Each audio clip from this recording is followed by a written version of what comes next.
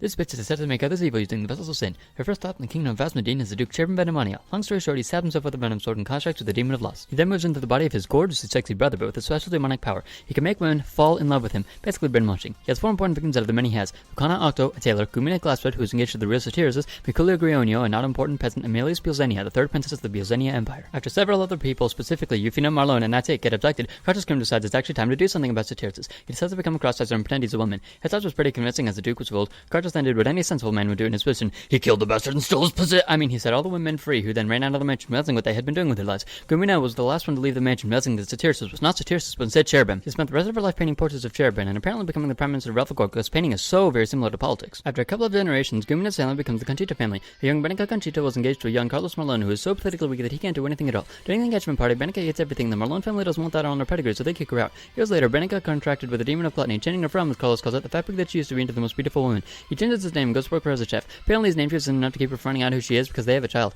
Banica then eats him along with her other servants Artie and Polo and literally everything else in the mansion except her own child, including herself. After eating herself, she becomes the demon of gluttony and lives in the glass of Conchita for a while before chilling in one of the mirrors of Lucifenia, which gets put into a black box. This bitch is now creating assassins, mainly by killing everyone a young girl knows and turning her into a killing machine. It works, but on one of her jobs, she's pushed off the cliff and regrets who she was. She decides to take up the name Miriam and join the first group of people she finds nearby. So Leonhard Avadonia betrays the Beelzenian Empire, murdering the entire royal family, except the youngest daughter who he keeps as a hostage. But when she tries to defend him, he changes his mind and officially makes her his daughter, giving her the name Germaine Avadonia. Remember Ulrika? She's bored as hell. She finds Miriam and Leonhard, who have joined forces with Arthur Treach to break free from the Beelzenian Empire and create a new empire, which they do, and they call it the Kingdom of Lucifenia. Arth, meanwhile, apparently died in a carriage accident and was reborn into a mud body by Lich. Oh, and he somehow had twins named Riliane and Alexiel. When they were 6, Arth was killed in battle. Also around that time, Riliane and Alexiel snuck out of the castle and went to the beach on the anonymous coast, where they found a black box containing the mirror that contained Banica and Conchita, who wanted to eat them. Alexiel gave her a snack, and Conchita told them that if a bottle containing a wish on parchment were given to the sea, the wish would come true. Sometime later, Riliane was given one of the 4 mirrors of Lucifenia, the vessels of pride, and started becoming gluttonous. To avoid becoming the same, Alexiel went to Leonhard and wanted out. All the important people on the staff were on this plan and faked his death. His name was changed to Alan Avadonia.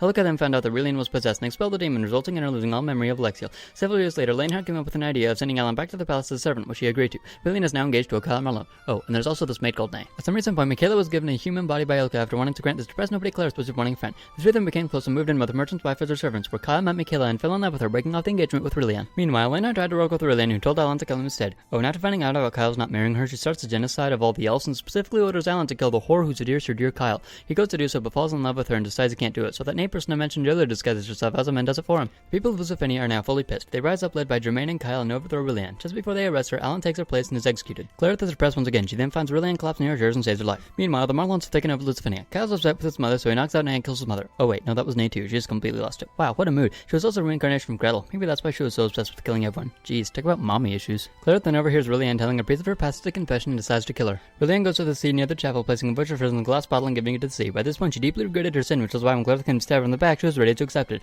However, Clarith decided to become best friends with her instead. Alika decided to run away with her people Gomili, who was secretly a spy for Held. Meanwhile, this bitch steals a glass of Conchita and Germaine's body, changing her name to Julia and forming a group of assassins called Père Noël. Hensel is now an assassin called Lemmy. 20 years later, Margarita Felix falls in love with the Casper Blankenham. Oh, but through Margarita died as an infant. This is the clockwork doll with Eve's soul in it. The wedding was arranged, but love is still love, I guess, except when it was one-sided. Casper had mistresses and didn't particularly care for Margarita. He only wanted money. She then became a member of Père Noël and with help created a deadly potion called Gift. She was then told how to make it airborn. Yay, breathable death! She killed her husband with it. Nothing lost though, he was a bitch. Either way, she makes it so powerful she's able to kill herself with it. Elga's getting bored again, so she tries to run away from Père Noël with the sniper that was rolled to Princess Gumilio, only to be found out by this bitch and Lemmy, who then pulled him into Levy's mind. Conchita shows up to screw everything up with a giant skeleton called Beelzenia, and a massive explosion occurs which accidentally creates a new being, Ma, who kicks everyone else out of the body.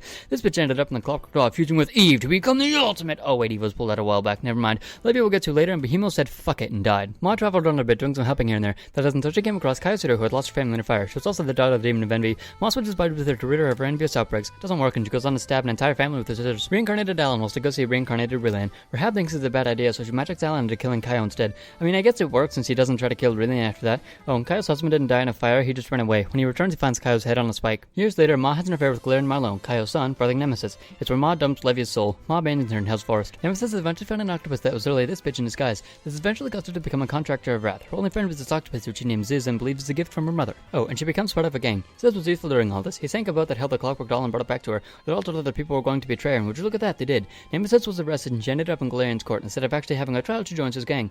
She's then sent to Roll Lucifenia, where she begins her work as an assassin. While there, she meets a certain Chakason, who's an investigator trying to bring justice to the people Nemesis killed, but doesn't know that she's the one who killed them. Long story short, they fell in love. Nemesis proposed to him and then immediately killed him because orders. She then tried to kill herself and failed because this bitch. Now knowing that Glenn was her real father, she went to kill him, so she lit his house on fire and wanted to personally shoot him. Oh, this bitch is now a mess because of reasons. She then shoots Glenn with a golden bullet, which was also this bitch.